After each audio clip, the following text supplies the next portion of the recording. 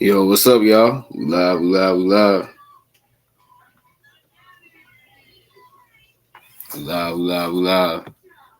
Gotta go very, very, very quickly tonight.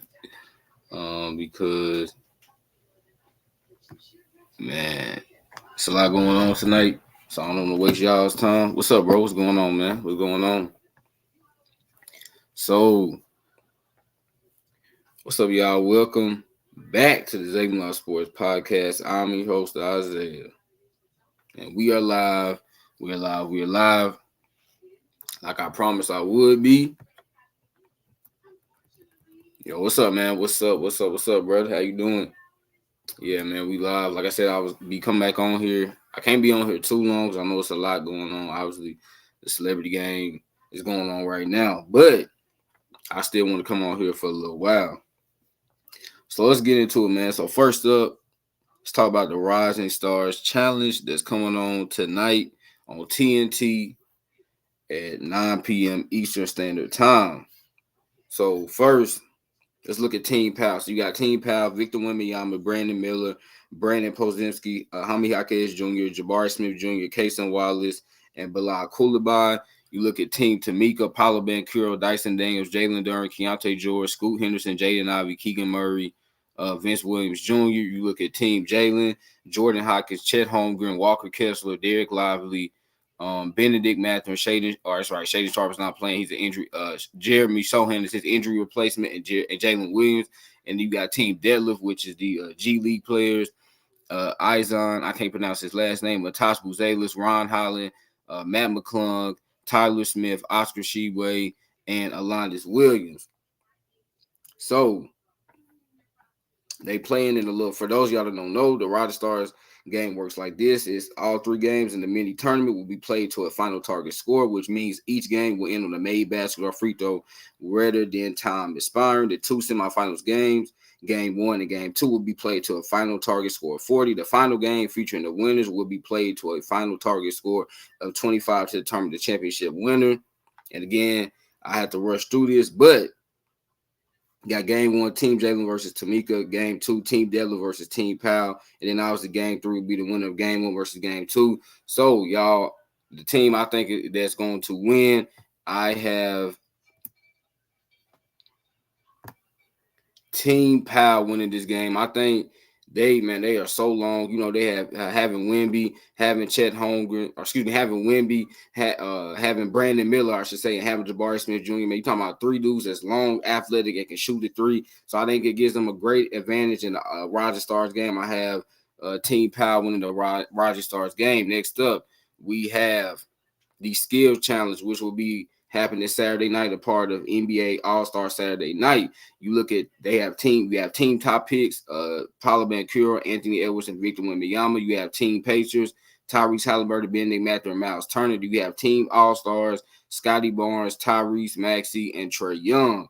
So when you look at the Skills Challenge, obviously the first thing you have to do, y'all, is you have to throw a pass through a hoop. And after you do that, you have to go and make a little floater. Then after that, you got to hit a 3-pointer, and then you end it off with a layup or dunk. So when I look at the team that has the most shooting, has the most playmaking, y'all, done. Let me give y'all my pick.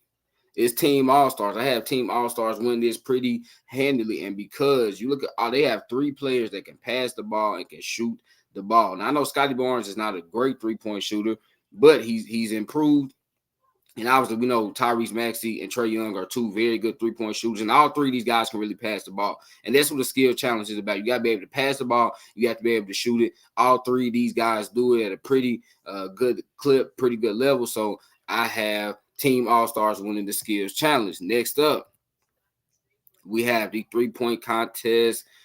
And these are our participants. We have Malik Beasley. We have Jalen Brunson. We have Tyrese Halliburton, Damian Lillard, Laurie Marketing, Donovan Mitchell, Karl Anthony Towns, and Trae Young. So a lot of great 3-point shooters. I know a lot of people are taking Dame Dollar. I know I've also seen a lot of people taking Trae Young to win it, but I disagree because my winner is Karl Anthony Towns. Man, I have Cat taking the 3-point contest award. like he did a couple years ago, in Cleveland when he won it. I think he'll win it again. And the reason I love Karl-Anthony Towns and the 3-point contest is because you look at the way he shoots the ball, y'all. Karl-Anthony Towns, he shoots more of a set shot. He doesn't really have a jump shot. It's a set shot. And that's perfect because obviously in the 3-point contest, you got to be able to have a lot of energy to go around to all the racks and be able to make those shots. And so when I look at all the guys in the contest, Karl-Anthony Towns is like the only one really that has a set shot, not a jump shot. And I think that gives him an advantage. And on top of that, Karl-Anthony Towns is an elite 3-point shooter. He might be the best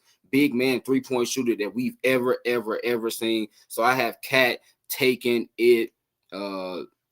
I haven't won this award, I haven't won the contest. It would be close though. I think I would say my sleeper pick to win this would be Tyrese Halliburton. I don't think a lot of people talking about Tyrese Halliburton.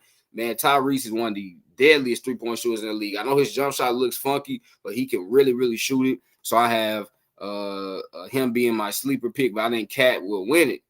Sorry, y'all. Like I said, I gotta go quick tonight. Next up, we have the dunk contest. And I got to be honest with y'all, man, the dunk contest is pretty underwhelming this year. Just based off names, right? Jacob Toppin, Jaime Jaquez Jr. Even though Jaime Jaquez, let me say this, he's a very good player. He's been playing extremely well for the Heat. Man, what a great pick by Pat Riley. But for a dunk contest, like, come on now. Jaylen Brown, obviously, he's the one that everyone knows. He's an all-star, all-NBA caliber player. And then we have our reigning champion, Matt McClung.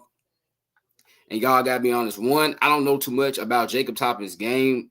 I know he's Obi Toppin's brother, but I don't know too much about his game. I don't know if he can dunk like Obi, so I'm not going to sit here and lie and make it seem like I know a lot about Jacob Toppin. Jaime Jaquez Jr., I know about his game, but I've never really seen Jaime Jaquez dunk like that. I don't consider him like a dunker. Jaylen Brown, I know Jaylen Brown can really dunk, but I think Jaylen Brown's more of an in-game dunker.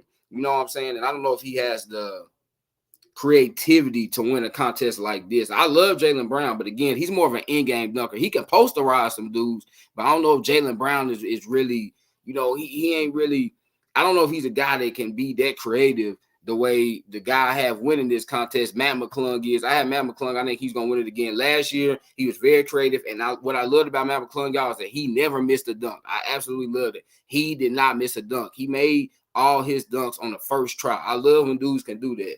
Right. And I know sometimes it can be hard to do that, but I love when guys can make their dunks on the first attempt. So I got Matt McClung winning it.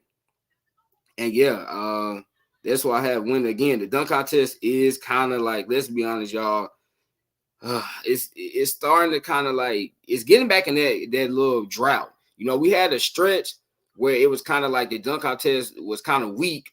And then Aaron Gordon and Zach LaVine, they brought it back. And then, like in 2020, you had Derrick Jones and Aaron Gordon. But then, it kind of went through a little, like 2021 was, it was okay. Anthony Simons won it, and you had 22 and then 23 last year. But it's been kind of going down a little bit.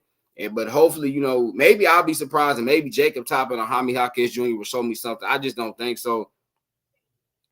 But, hey, we'll see. We'll see. Next up, y'all.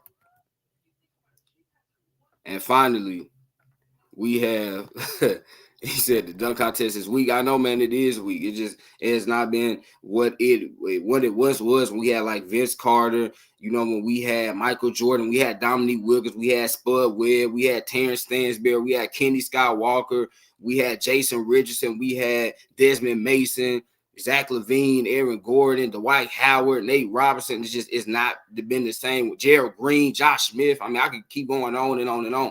It's not the same with those guys, right? Just not. But I guess there's really nothing we can do about it. And last but finally not least, we have the All-Star game, Team West versus Team East. Y'all know this year they're going back to the East versus West format. So I like this because I'm hoping that it will make these guys want to play even better, want them to be even more competitive, right? The last time the All-Star game was competitive, y'all, was 2020 in Chicago. That was just after, may he rest in peace, Kobe Bryant had passed away. And I think those guys, they were playing with extra motivation because they really wanted to play for Kobe, one. And then secondly, I just really, I don't know, it was something about that game. Like the entire game was competitive, but then those last final minutes in that game was so competitive. It felt like we was watching a game 7 of the NBA Finals. That's how competitive it was. And I really appreciate that. And I hope we get to see that again. But East versus West, y'all. And y'all, I think for me, this is an easy pick. No disrespect to the East, but I have the West winning. So my All-Star game and MVP winner, I have Team West winning. I have Luka Doncic winning the All-Star game MVP. I feel like Luka is really finna put on the show. I think he gets very close to having a triple-double. And so, yeah, I have Luka Doncic winning. Said the dunk contest, 3-point. Yes, it really is, man. It really is.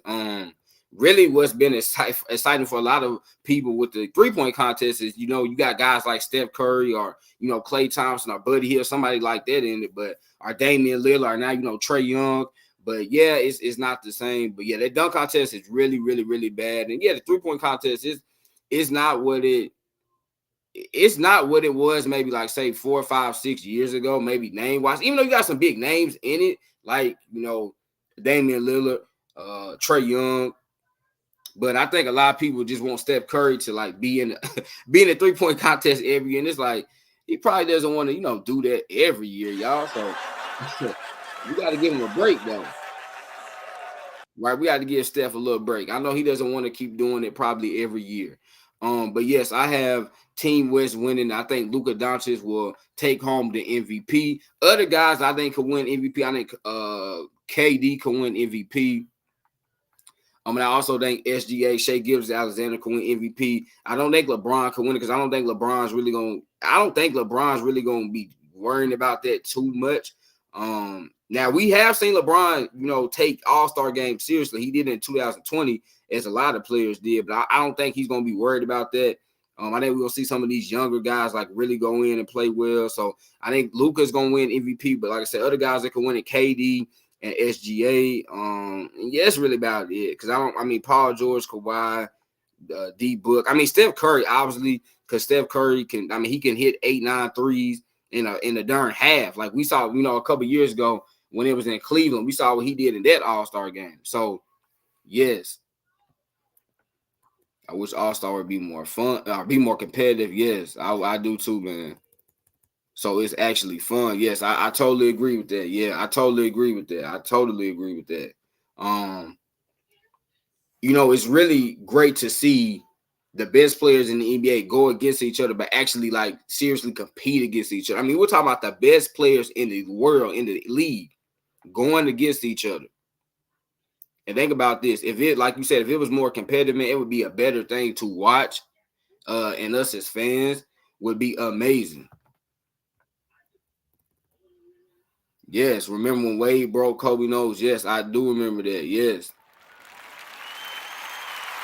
I'm gonna clap on that. Yeah. We're gonna clap on that because you were OG for real, man, for remembering that. Yes, I do remember that. And then you remember not too long after that, Kobe literally hit that darn bank 3 in D Wade's face. They were playing, at that time it was still called Staples Center, and Kobe literally hit a bank shot 3 to win the game in D Wade's face. I remember that. That was some crazy times, man. Like seriously, there's some crazy times. But yes, I remember that. Like you said, like trying on defense. Yes, absolutely. They need to start trying on defense. Yes.